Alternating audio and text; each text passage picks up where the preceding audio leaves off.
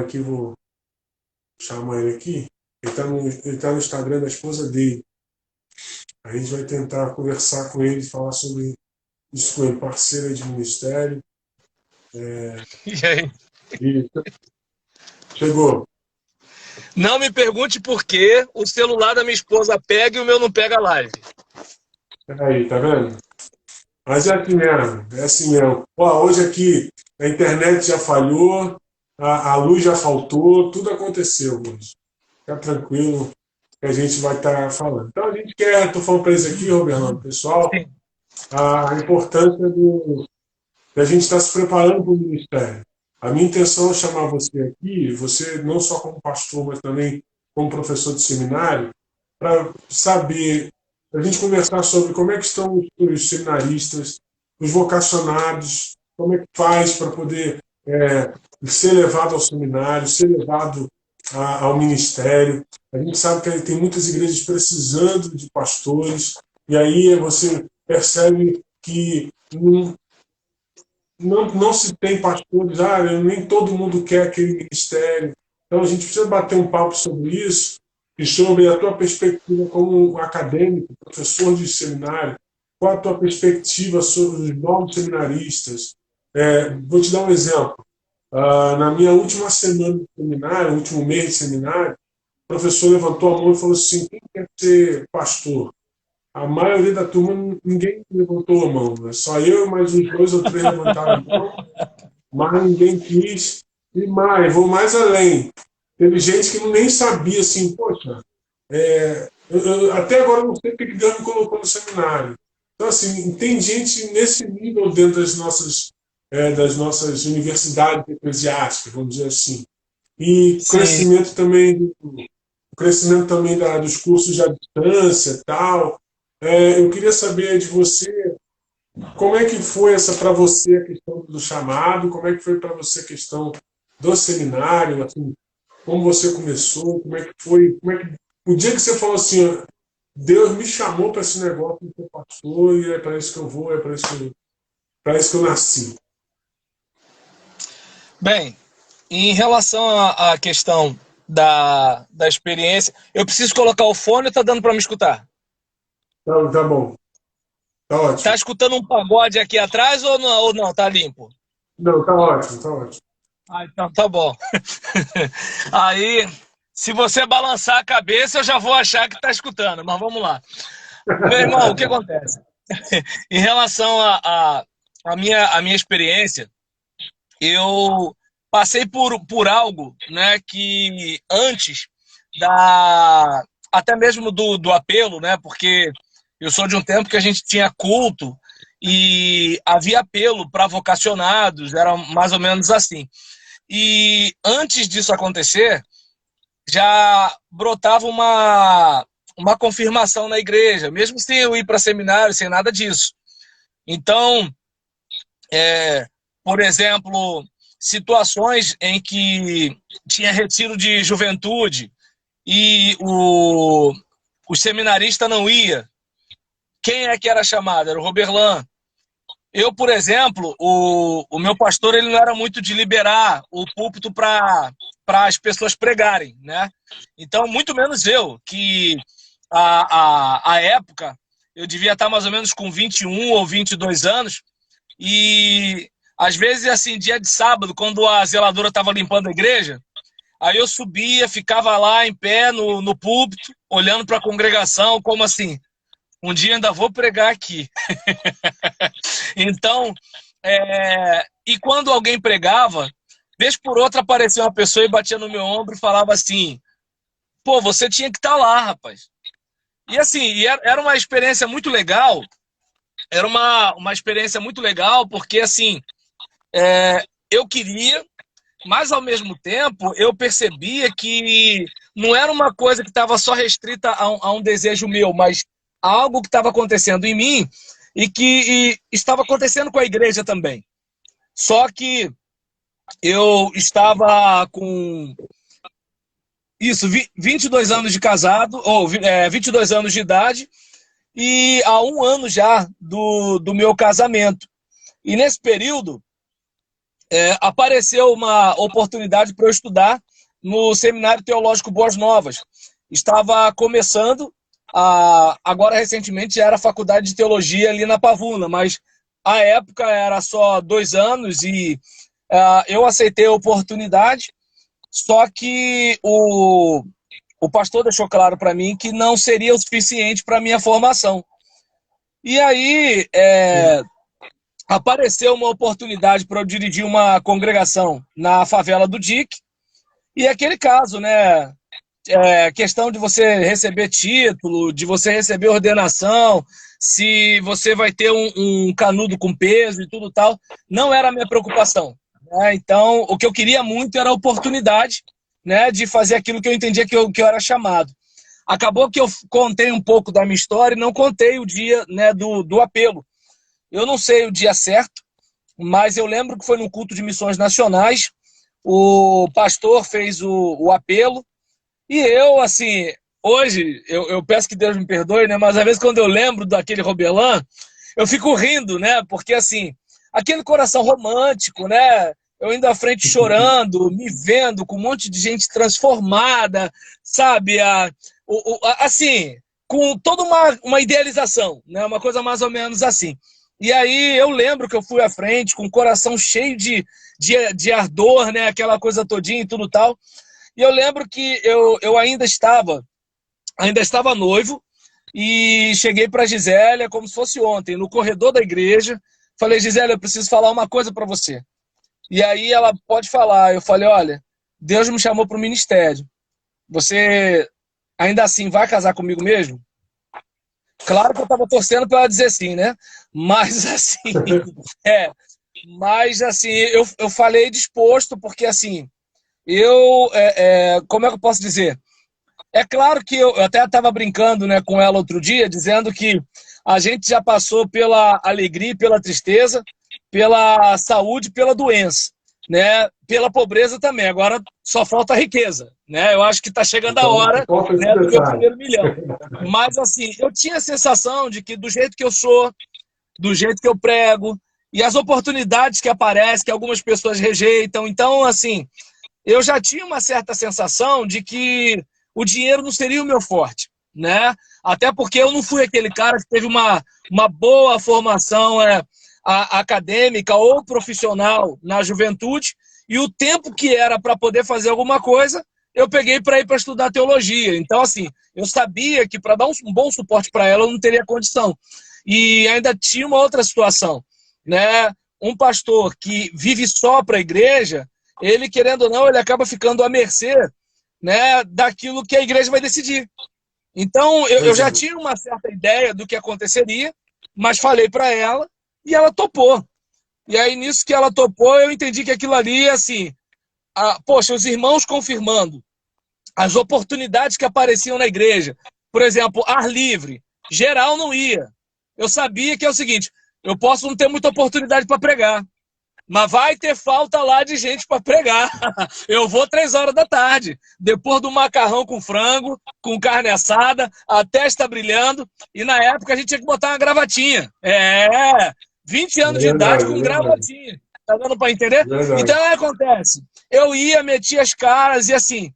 E eu hoje, por exemplo, eu olho para trás, eu fico feliz, né? Porque assim, eu vivo hoje coisas que assim eram um sonho para mim, né? Então hoje, quando, por exemplo, eu recebi mensagens de pessoas no YouTube, né? Assim, eu estou chegando ao Tocantins, estou chegando em Angola, estou chegando em alguns lugares por causa da internet. E eu fico pensando que houve um tempo que eu queria apenas pregar no púlpito da minha igreja, né? Então assim, é um negócio que até me emociona. Eu não sei se eu falei de mais ou a menos, perdão aí. Não, mas Deus é maravilhoso. Antes de você continuar, eu quero também registrar aqui, apareceu aqui pra gente, Marnix. Marnix foi meu professor no seminário, apareceu aqui na nossa live aqui. Professor, Deus abençoe, viu? Eu sou de homilética, práticas pastorais, cara muito fera, me ensinou muita coisa lá no seminário. Então, assim, mas é mais ou menos isso. A gente tem uma pretensão, a gente acha de alguma coisa, por exemplo, no meu caso, minha avó, desde cedo, me profetizava sobre a minha vida, né? eu ia para a igreja com 4, 5 anos, ela ficava assim, isso aqui meu neto vai ser pastor. E eu já sabia que uma hora ia acontecer, cara. Quando eu já ouvi testemunho seu, mas eu me lembro quando abriu o Seminário do Sul na PIB de São João, eu falei, caramba, deve ser uma oportunidade de Deus para minha vida. Mas naquela época eu estava terminando faculdade, fazendo faculdade, então não dava para aquele momento. E aí, eu também, em relação à esposa, eu também passei por um momento complicado, porque é diferente da sua esposa. Minha esposa, quando a gente se conheceu, ela não era crente. Então ela veio ser crente depois. Então ela jamais imaginou que na vida dela ia casar com um cara que ia ser Aham. pastor, né? Que tinha esse desejo. Sobre a questão vamos partir para a questão do seminário. Como é que você enxerga? Como é que foi a tua época de seminário? Como é que tem alguma diferença de postura dos seminaristas da tua época com os seminaristas de hoje que você dá aula? Eles têm perspectiva, os de lá tinham perspectiva, hoje não tem, ou ao contrário. Como é que você enxerga hoje a questão dos seminaristas? Olha, pelo menos assim, no meu tempo de seminário era uma coisa cara, e hoje eu olho, por exemplo, a gente vê algumas situações hoje que o preço, comparado com o ano de 2001, assim, é muito mais em conta. Independentemente do seminário, se é daquele seminário top ou aquele seminário pequeno, ainda assim, se você comparar com o ano de 2000, 2001, né, o curso é mais barato. Eu não sei se é porque a procura não é a mesma. Embora aqui no Rio de Janeiro, né, a gente praticamente quase que é uma fábrica de pastor, né? Então, às vezes eu converso com gente de outro estado e eu fico impressionado, porque quando eles falam de carência de obreiro, eu fico assim, caramba, eu não entendo, porque no nosso contexto aqui, às vezes tem 5, 6 pastores membros de uma mesma igreja, né? Então, a gente, apesar de ter um grande número de pastores ordenados, mas eu não vejo hoje aquele. Como é que eu posso dizer? Eu quero ter cuidado para não parecer que eu estou sendo saudosista, né? Mas, assim, antes era uma coisa mais puxada, não havia tantos seminários próximos da Baixada Fluminense. Então, Sim. por exemplo, era muito comum seminário ou da Tijuca ou Betel. Então, geralmente era por aí, só para ter uma ideia. E o de Caxias. E havia uma situação que, por exemplo, quando um seminarista ia pregar, o pastor chegava e perguntava, né, pela casa Você onde a gente estudou onde? estudava. E aí Você nisso. estudou onde? Oi?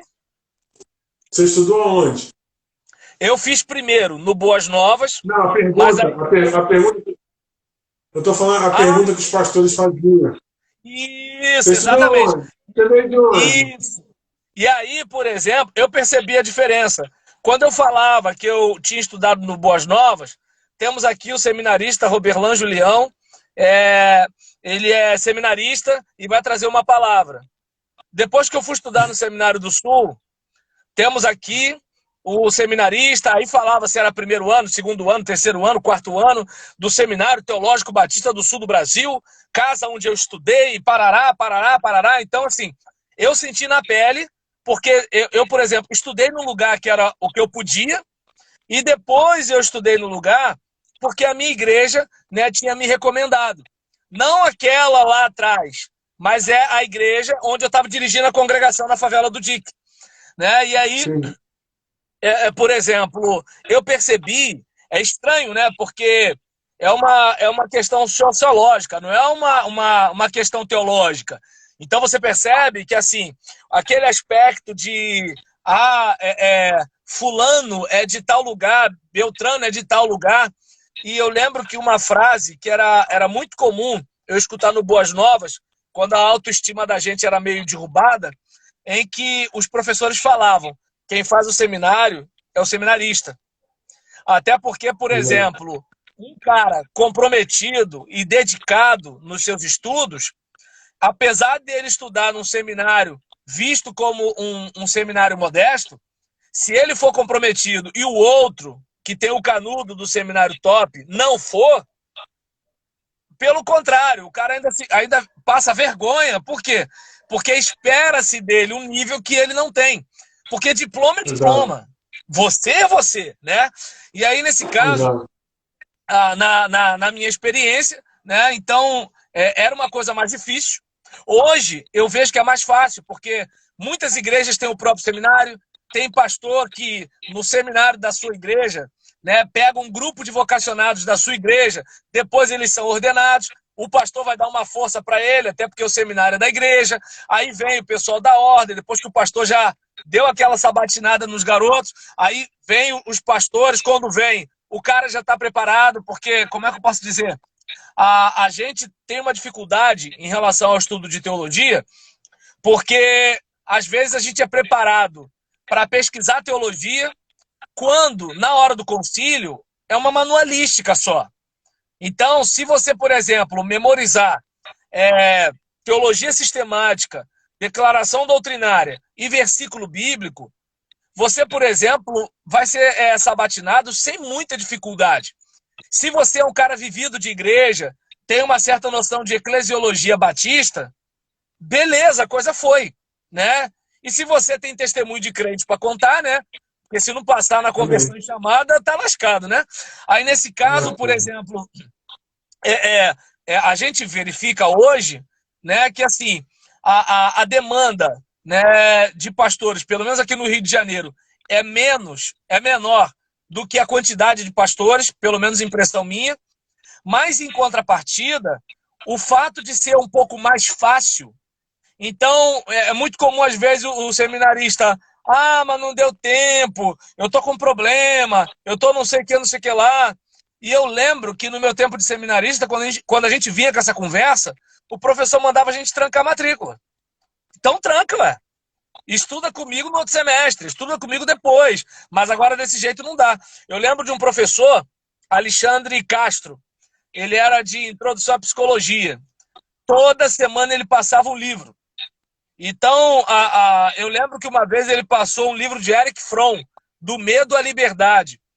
O livro, cara, é um troço desse tamanho e ele falou pra gente ler durante uma semana. Aí o pessoal foi chorar com ele, pra quê? Entendeu? Então, assim, era uma coisa mais ou menos desse jeito. E hoje, devido à demanda, se você for muito duro com o aluno, alguém vai te chamar para conversar, porque senão vai estar desmotivando, o cara vai desanimar e tudo, tal. E assim, eu fico preocupado. Porque assim, a igreja, desculpa dizer isso, Felipe, mas a igreja não vai dar mole. Se ele, por exemplo, for Não, mole, ele tá ferrado. Entende? Então, o que acontece? não Se tem. ele... Eu contei isso para um aluno outro dia. Eu falei, e não vá contar para a igreja uma história triste. Porque em vez do pessoal ter compaixão de você, vai achar que, pô, você é mole. Isso é um Então, cara, banana. olha, parte para dentro, entendeu? Dá o seu jeito. E assim, eu vejo essa é a diferença, né? Eu vejo essa diferença.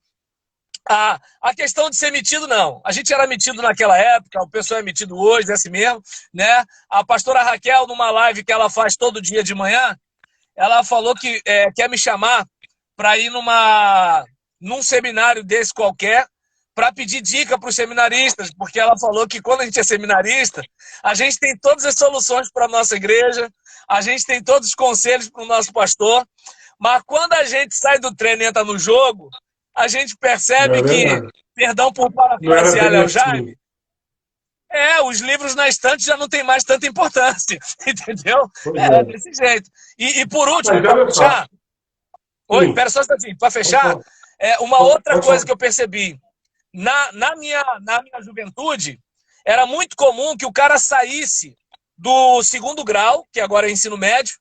Eu vi, às vezes, garoto. Meu colega de turma, para ter uma ideia, eu tinha. Eu tinha 20. Acho que eu tinha 28 anos. Peraí, 31, 30, 20. Isso. Eu tinha 28 anos. O meu colega de turma tinha 17, para você ter uma ideia. E assim, era comum pessoas jovens, né, saírem do ensino médio e ir para o seminário. E hoje, por exemplo, é muito comum você ver o cara que primeiro faz ensino médio, faz a universidade, casa, faz mestrado, compra casa própria, faz isso, faz aquilo. Quando ele já está lá, perto de Tubiacanga, com seus 60 e poucos anos, aí que ele vai. Eu não estou dizendo que Deus não vai recebê-lo no ministério, mas assim, é aquela coisa de assim, eu não vou pegar a minha vida na flor da idade para despejar no ministério. Então eu percebo que antes era diferente. A coisa era mais romântica. As mães ficavam orgulhosas do filho ser pastor.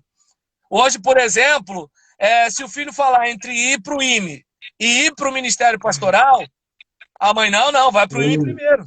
Entendeu? Tá dando para entender? É por aí. Sua carreira primeiro. Deu para entender? É mais ou menos por aí. Hoje, assim, a questão da educação, não só no seminário, mas da educação como um todo, e eu posso falar de cadeira, por causa da minha profissão, é exatamente isso que você falou. Uma coisa é a teoria. Eu estava pensando esses dias, né, quando eu fiz faculdade de educação física, era engraçado porque a gente dava aula numa quadra coberta, cheio de material, com a turma à tua disposição, e a turma eram os teus colegas, então eles já colaboravam com você, eles faziam tudo que você queria fazer. E aí só que você sai daquele ali, você vai para a escola, onde nem sempre tem material, com alunos que às vezes nem são tão educados assim. E aí como é que você vai. Aí você toma um baque. Por isso que muita gente larga a profissão. No meu caso, por isso que muita gente larga a profissão. Tem muita gente que fez faculdade de alguma área da educação e já não está mais porque, enfim, ele viu uma coisa na faculdade que não tem nada a ver com o que é lá de fora. A mesma coisa que você falou em relação à igreja.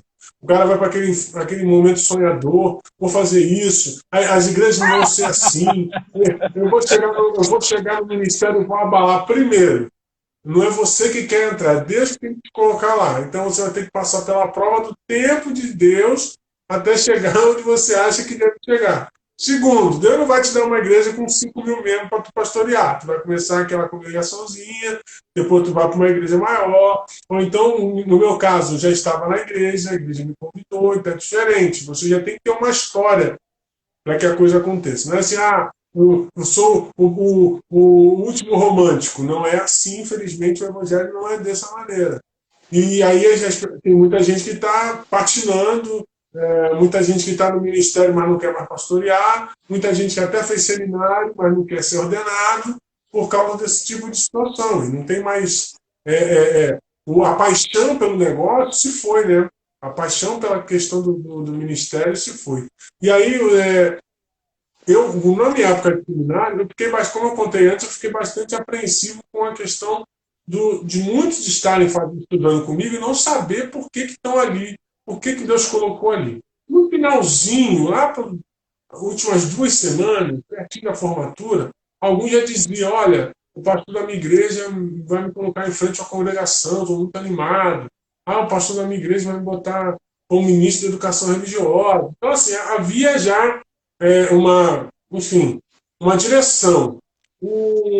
Eu acho que muitos ainda têm uma visão, muitos ainda têm, como você falou, vão postergar demais essa questão. Exatamente pelo medo de, poxa, eu vou pastorear uma igreja grande, o meu sustento vai vir de lá, eles vão mandar em mim, se eles mandarem em mim, eu tenho uma família, e aí você não faz o ministério, também então, assim, é um negócio muito complexo, que às vezes as pessoas não têm essa percepção. Acho que a gente é uma máquina, que a gente tem que estar sorrindo o tempo todo, feliz o tempo todo, visitando o tempo todo. A gente não tem problema financeiro, a gente não tem problema de doença, a gente não tem problema de absolutamente nada. A gente não pode se posicionar sobre algumas coisas.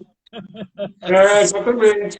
Esses dias eu estava vendo, não, sem entrar no mérito da política, mas alguns pastores têm tido algumas posições muito contundentes acerca de alguns assuntos, aí já vem embaixo o comentário, vai pregar o evangelho, por que você está falando de política? Ou seja, todo mundo pode falar de política menos o pastor, todo mundo pode torcer para o seu time de futebol menos o pastor, todo mundo pode ter um momento de alegria, de lazer menos o pastor. Isso aí é complicado demais, né? As pessoas precisam ainda crescer muito nessa situação, porque é o que a gente falou esses dias lá na live. A gente é humano, cara. A gente tem problemas, Tem dia que a gente não está afim de pregar, a gente só vai porque é Deus que está sustentando. E a gente não está Amém. muito, não está afim, pô, cheio de problemas, cheio de dificuldades. Ou então tem alguma coisa na igreja que te aborreceu e tal, enfim.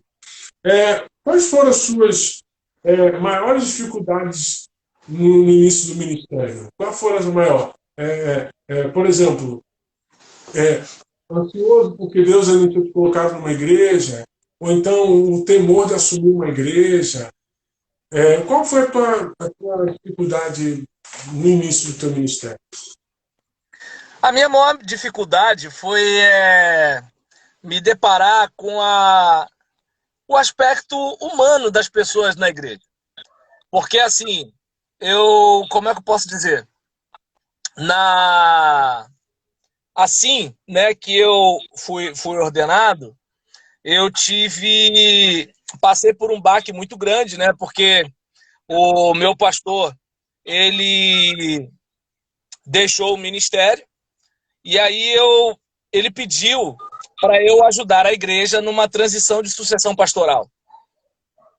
E aí, nesse período, você, por exemplo, sabe muito bem o que é uma sucessão pastoral, só que eu não sabia, porque eu nunca passei pela experiência do pastor deixar a igreja e de a igreja ficar na transição, de ficar naquela coisa, é esse, não é aquele, não é o outro, assim, aquelas tretas que a gente sabe que acontece.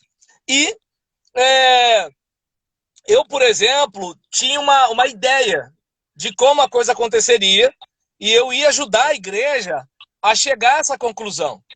E só para deixar bastante claro, eu não tinha, diante de Deus, eu não tinha pretensão de De assumir. assumir. Exatamente, eu não tinha essa pretensão, falava isso para todo mundo, falava para a diretoria, embora havia algumas pessoas que estavam tentando, né? É uma outra questão da humanidade na igreja que eu não percebia, que assim, apesar de eu ter dito, havia aqueles que queriam me cativar para eu assumir a igreja, aquela coisa todinha. E aí, nesse caso todo, eu, por exemplo, peço até licença, né, para não expor e contar tudo que aconteceu, porque foi um negócio meio chato. Claro, Mas, assim, claro. aconteceram algumas coisas, só para você ter uma ideia. Aconteceram algumas coisas que eu pensei, meu primeiro ano, que eu pensei em deixar o ministério pastoral, eu pensei em deixar de ser batista, eu pensei num monte de coisa, né? E foi nesse período até que o pastor Josimar me chamou. Ele era membro na Igreja Batista Vale de Bênção, a igreja do Leandro Frois, né? Sim, Onde sim. era isso, Pastor então, Elias era lá o hoje, né? pastor. Isso, pastor Elias. E aí era o pastor Elias Reis, agora é o pastor Elias Santos, né? E aí nisso eu fui para lá, fiquei um ano lá, e de lá eu fui chamado para ajudar a Teles de Menezes, e chegou um momento que o pessoal me chamou para trabalhar com eles definitivamente. Então, o primeiro ano para mim foi complicado, porque, por exemplo, hoje, se eu assumo uma igreja, eu estou pensando aqui, eu não penso no que poderia me chocar numa igreja. Não penso. Sabe, assim, hoje eu espero humanidade, assim, com tranquilidade, né, da membresia da igreja. Hoje, o que me surpreenderia seria o fato de lidar com pessoas cheias do Espírito. Essas me surpreenderia. Por quê? Porque eu lidaria com pessoas amáveis, perdoadoras, alegres, disciplinadas. Então, assim, isso me surpreenderia. Mas agora, se tratando que a gente tem uma inclinação maior para as obras da carne do que para o fruto do Espírito, então a Sim. tendência maior é o quê? É você, como pastor, ficar pedalando na lama e tentar puxar o povo para voltar para a visão, para voltar para o ritmo, para não baixar a guarda. É como aquele corner, né, que está ali no canto do ringue. Ó, pera aí, rapaz, vai lá, cuidado. Ó, ele está descansando. Ou seja, o nosso trabalho é mais ou menos esse, né? Aí eu costumo até brincar, né, de que assim, a igreja perfeita não precisa de pastor. Então, mas antes eu tinha aquela ideia, né, de que assim, não, mas o irmão vai compreender. É como você acabou de falar. Por exemplo, qualquer pessoa com um pouquinho de maturidade perceberia o seguinte: espera aí, por que que eu posso escrever fora Temer e o meu pastor não pode? Entende? Por que que eu posso criticar a mala de dinheiro do Gedel e o meu pastor não pode? Né? Então, assim, por que que eu posso um dia estar chateado e não ficar rindo para ninguém no culto e o meu pastor não pode? Ou seja, a pessoa não consegue perceber que o pastor ele é um ser humano como ela, né? E alguns, infelizmente, ainda tem a parte que, assim, chega a me doer o coração quando eu penso que existe crente que pensa desse jeito. Ainda tem aqueles que, pelo fato do pastor ser remunerado, a pessoa acha que ele é um funcionário dela. E aí, nisso que ela acha que ele é um funcionário dela, ela é meio que ela dissesse assim, olha, ele pode falar essas palavras, mas não pode falar aquelas. Ele tem que botar roupa tal, mas não pode botar outra, né? Ele tem que visitar É todo como se ela mundo. pudesse escolher, é como se ela pudesse escolher aquilo que ela quer ouvir. Entende? Ele tem que visitar todo mundo, mas ele tem que ter tempo para jogar bola com o filho dele. Então, assim, no caso, no meu primeiro ano, eu esperava da igreja aquela coisa assim do tipo, vamos nos colocar no lugar dele? Como é que é a situação dele também? Ou então é o seguinte, já que a gente cobra a responsabilidade, vamos respeitar a autoridade. Mas o que acontece? Na hora de respeitar a sua autoridade, o Felipe é homem como eu. Mas quando chega na hora da responsabilidade, mas o Felipe é o O pastor da pastor, igreja. Deu para entender? exatamente. Hoje eu tô de boa. Completamente, Mas completamente conveniente. no primeiro ano eu quase surtei, velho. Porque assim, eu comecei a achar que não existia crente mais no mundo. Entendeu? Hoje não. Existe crente, mas tem os fedorentos, tem os cheirosos, e vambora. Deixa eu te falar, você citou agora há pouco a pastora Raquel. E no seminário eu tive muitas colegas mulheres. Tem aqui a pastora Evelyn, que até citei antes de você entrar. E você é um dos caras que eu vejo que mais defende o ministério pastoral feminino. Não sem querer entrar no mérito teológico e tal, nada disso, é uma forma bem simples, até para o pessoal que está vendo a gente vai ver depois assistir. O porquê que você é a favor do ministério feminino? Primeiro, eu quero pedir desculpa se de repente parece que eu chego a defender. O que eu não faço é atacar. Aí talvez alguém até possa dizer, mas se não é contra, é a favor e tudo tal. Eu sou do seguinte raciocínio. Existe algo na Bíblia, então é bíblico. Se a Bíblia é contra, é antibíblico. Se a Bíblia não é contra nem a favor, é extra-bíblico. E o que acontece? Apesar de teólogas feministas ou, de repente, algumas pessoas que peguem o caminho da hermenêutica da suspeita ou da desinvisibilização da mulher, né? O contrário de invisibilizar, Jesus, desinvisibilizar, né? Então, tem gente que pega essas linhas e eu confesso que assim, eu não estudei o suficiente para isso, então eu não me atrevo a falar. Eu vou para o básico do básico. Por exemplo, quem quer ser literalista na Bíblia, na minha compreensão vai ter um pouco de problemas, porque, vamos lá, a Bíblia diz que é para a mulher ficar calada, mas você não vê a Bíblia dizendo que a mulher não pode pastorear. E aí, o que você vê no contexto odierno? Hoje em dia, você vê as mulheres que podem falar, mas não podem pastorear. E é estranho, porque a ordem clara é não permito que fale. Ou se falar é vergonhoso. Mas nessa hora, o literalista não é literalista e ele tem toda uma explicação contextual. Agora, quando na parte que a Bíblia não fala, por exemplo, você não vê assim, não permito que a mulher pastoreie. Não tem isso. Então, ou seja, não tem uma ordem clara proibindo.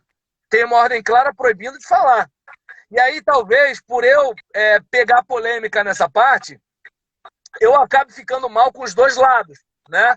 Eu lembro que outro dia eu estava falando outro dia com a pastora Sônia Nogueira, e eu não sei nem se eu fui ofensivo, que eu falei assim, irmã, desculpa, mas para mim, Ministério Pastoral Feminino não fede nem cheira, ou seja, não é um negócio do tipo, isso aqui é o fim do mundo, e nem, por exemplo, é a última revelação de todos os tempos.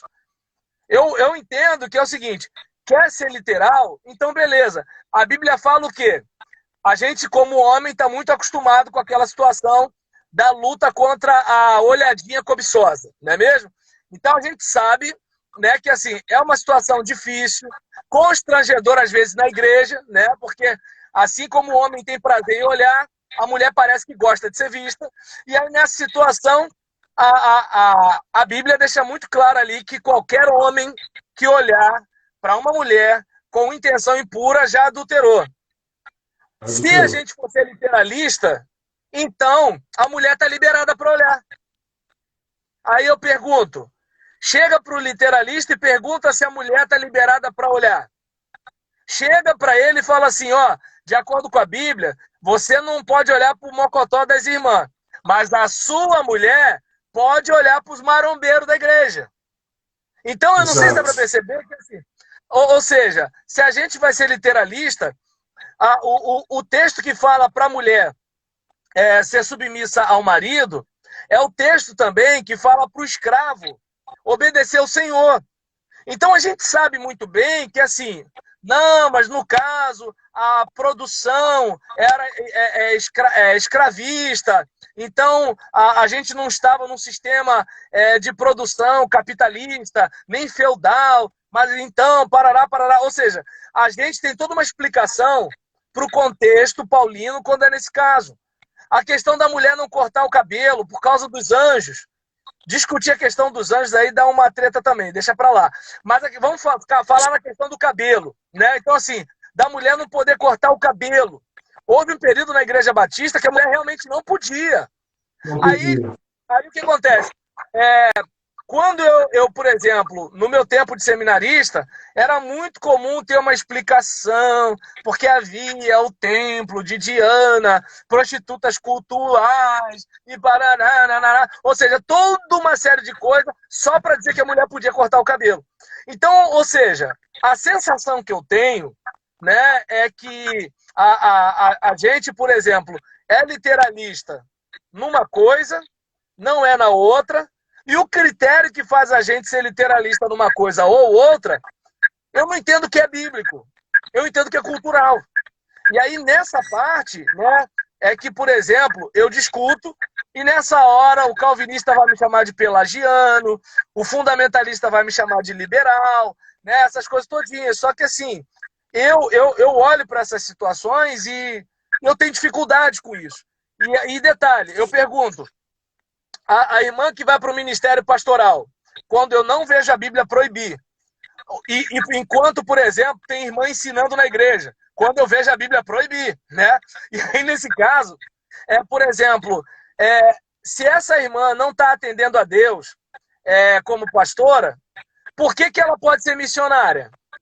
Por que ela pode subir morro? Por que ela pode plantar a igreja? Por que ela pode fazer visita? Por que ela pode isso, pode aquilo outro? Aí depois, quando ela faz todo o trabalho, aí vou eu, de gravatinha, de boa, sou pastor. Ou seja, se a mulher não pode ser pastora, então beleza, não manda ela para o campo. Não manda ela solteirona, não manda ela viúva. Entende? Não manda ela ficar lá ralando para depois ir o gravatinha. Não faz isso. Então, essa é a minha indignação. Não sei se deu para perceber que, assim, eu sei que pode parecer confuso, não é que eu estou levantando a bandeira do Ministério Pastoral Feminino. É que, assim, eu não consigo entender como a gente fala de um jeito quando, por exemplo, é para a mulher ser missionária e fala de outro jeito quando é para ser pastora, quando ela praticamente vai estar fazendo a mesma coisa. Ela só não vai estar com título. Ou seja, o título não pode, mas a função pode. E o pastor que tem o título, mas não exerce a função. E aí? Deu para entender? Então, assim, esse é o meu posicionamento. E uma coisa, o pastor que é grosseiro com essas irmãs, eu pergunto, ele está obedecendo a Bíblia sendo grosseiro? Ele está obedecendo a Bíblia ofendendo? Ele está obedecendo a Bíblia sendo deselegante? A gente prometeu no pacto das igrejas batistas que a gente teria delicadeza no trato. E às vezes tem homens, sabe, que, eu sou homem de Deus. Pô, mas age como um cavalo com essas irmãs. Irmãs que estão batalhando. E detalhe, a mulher tem ocupado espaço, eu não digo que é porque a mulher está se metendo, não. É porque o homem está deixando espaço. Porque enquanto aquilo que eu te falei, enquanto o homem primeiro cuida disso, daquilo outro, e se sobrar tempo, 5 anos antes dele ter o derrame, ele vai para o ministério pastoral, enquanto isso tem mulher que nem casa, velho, e já vai para o ministério pastoral. Entende? Está dirigindo o trabalho. Está fazendo isso, fazendo aquilo outro. E detalhe, mulheres que os homens respeitam a autoridade delas, porque veem que são pessoas confiáveis. Gente com quem eles podem contar, eles podem deixar as esposas deles para abrir o coração e contar as coisas. Então, ou seja, a gente tem o elemento masculino tem uma dívida muito grande com o elemento feminino nesse tempo, porque, como a gente falou outro dia lá na questão da maratona de casais, a questão de, por exemplo, o homem estar ausente fisicamente ou moralmente. Às vezes tem até homem na igreja, mas não chega junto. Agora, por exemplo, quer ver uma coisa interessante? O homem está trabalhando, pastor, eu não posso ajudar porque eu estou trabalhando. O homem está desempregado, eu não posso ajudar porque eu estou desempregado. O homem está estudando, eu não posso ajudar porque eu estou estudando. A mulher trabalhando fora e estudando, tomando conta de filho, tomando conta de pai, tomando conta de mãe, correndo para cá, correndo para lá, resolve situação na igreja. Então, se você observar bem, assim, há um tempo atrás não era assim, os homens chegavam junto. Hoje não chegam mais. Então, assim, é mais ou menos por aí, né? Mas, assim, eu não tenho dificuldade com o Ministério Pastoral Feminino. Mas eu não sei se eu pude me explicar, ô Felipe. Eu estou te entendendo. Eu entendo o que você está falando, eu tenho uma visão muito parecida. É o fato de que a gente... O que acontece? Eu parto do seguinte entendimento. Quando eu fui para o concílio, uma das primeiras perguntas do concílio era defina Deus. E aí, nesse defina Deus, eu falava aquele conceito de Deus, aí eu falei assim, não, você não pode definir Deus porque você é um ser finito e Deus é um Deus infinito. Da mesma forma, eu vejo em relação ao ministério feminino, onde eu não posso definir Deus nas questões que eu quero e também defino Deus nas questões daquilo que eu acho conveniente. Por exemplo, que autoridade eu tenho para dizer que Deus pode ou não chamar uma mulher para o ministério feminino? É Ele que chama, o ministério é dele, não é meu. Assim como Ele me chamou, Ele pode chamar qualquer pessoa para o ministério. Pode chamar qualquer... E eu não tenho que definir Deus nisso, limitar Deus. Não, Deus está limitado, Deus só pode. Não, Deus só pode chamar sim.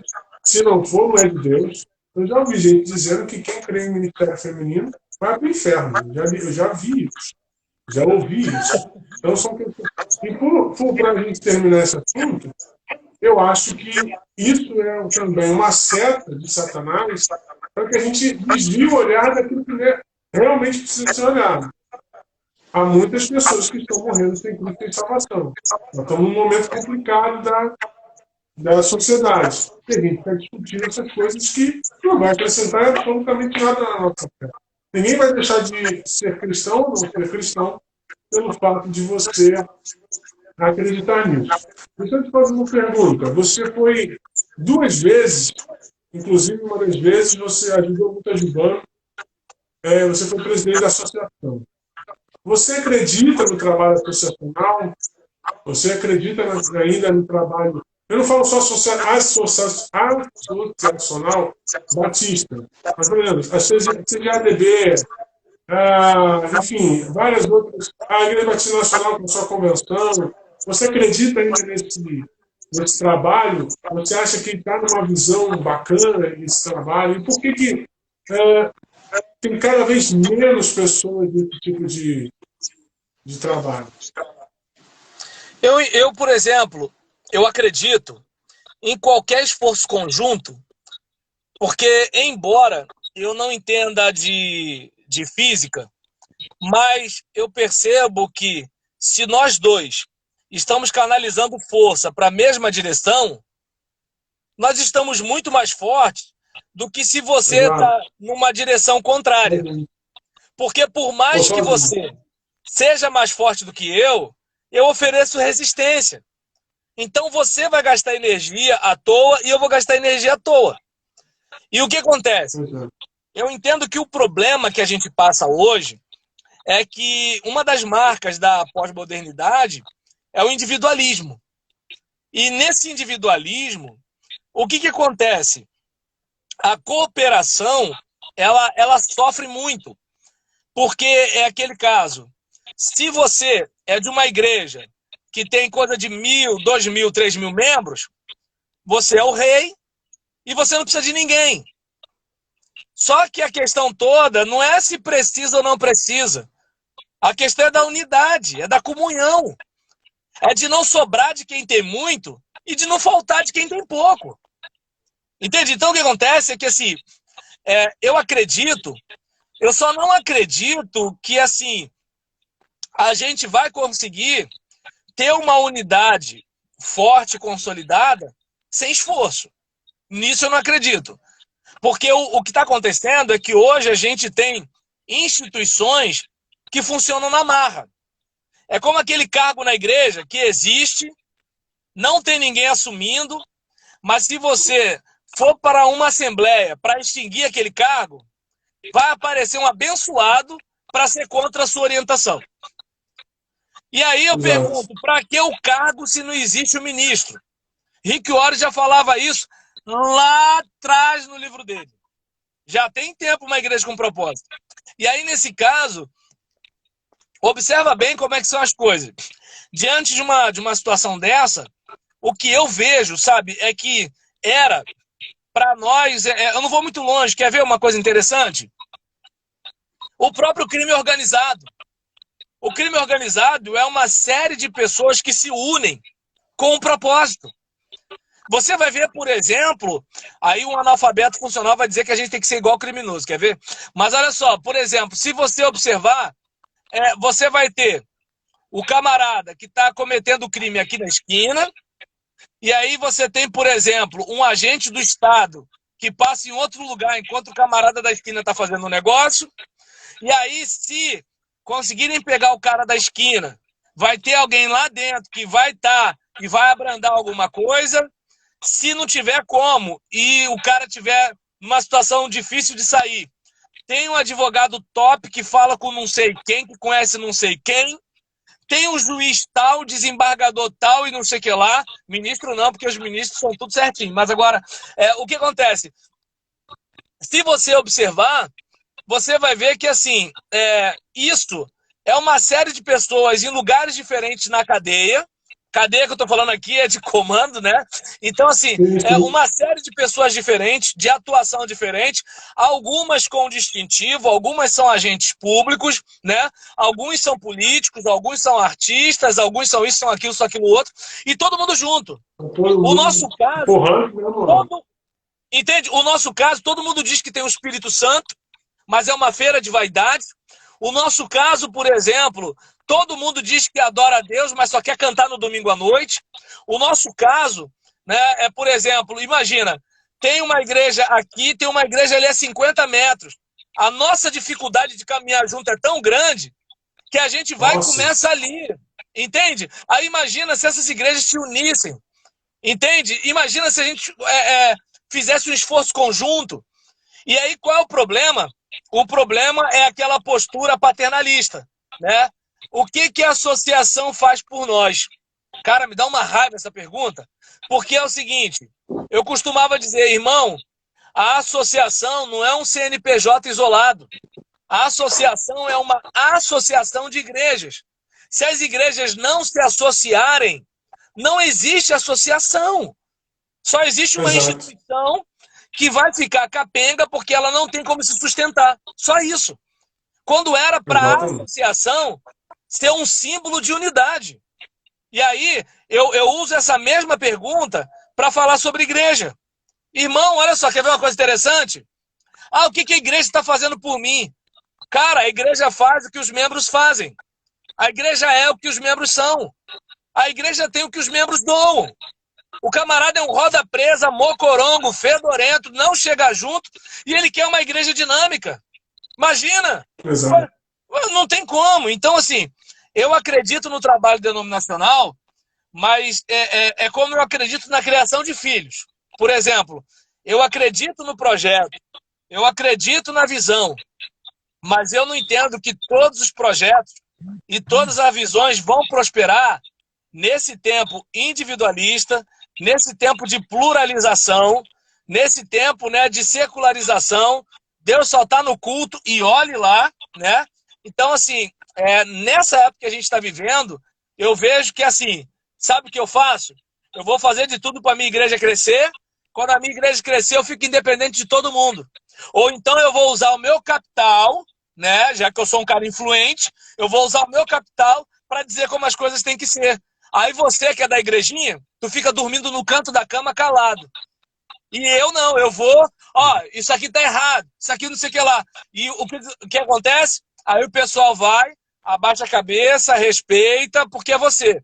E aí quando é o outro, então esse tipo de mentalidade que não é cristã, é do mundo, é que é o desafio para a gente vencer. Esse é o É o tal desafio. do mundanismo que a gente falou, né? A gente estava conversando Porque, esses dias. Princípios porque o que acontece? mundanos. Porque o pessoal diz, né, que assim, o mundo entrou na igreja quando o camarada vai escutar a música do mundo, né?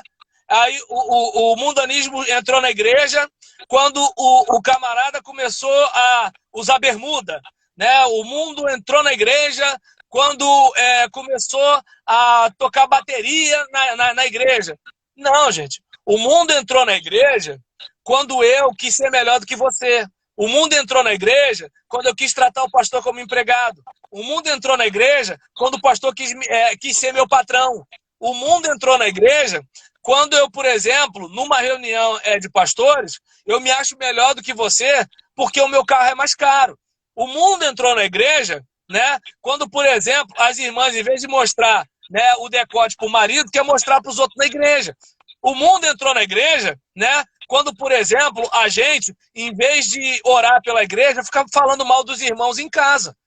O mundo entrou na igreja quando essas coisas acontecem. O mundo entrou na igreja quando o casalzinho de namorado vai transar debaixo do bigode do pai, né? E o pai tá lá botando a boca no trombone na igreja para falar mal da igreja, falar mal do pastor. E aí, de repente, o filho dele tá fumando maconha lá e ele tá fazendo vista grossa. O mundo entrou na igreja nessas horas. Ô, Bernardo, você acredita que a gente está vivendo o farisaísmo do século XXI? Olha, rapaz, assim, se eu falar que a gente está vivendo, eu vou estar botando muita gente boa nesse balaio. Não, eu estou generalizando, mas obviamente que há exceções. Mas dentro que você está falando aí, a gente tem 25 segundos para terminar. A gente então é o seguinte, a gente marca um outro dia para a gente conversar, eu sei que a resposta vai ser longa. E aí eu quero te agradecer por ter aceitado o convite nosso. A gente vai marcar um outro dia para a gente bater um papo e continuar falando sobre essas questões da igreja. Pode ser assim? E quanto ao farisaísmo, é só olhar a rede social.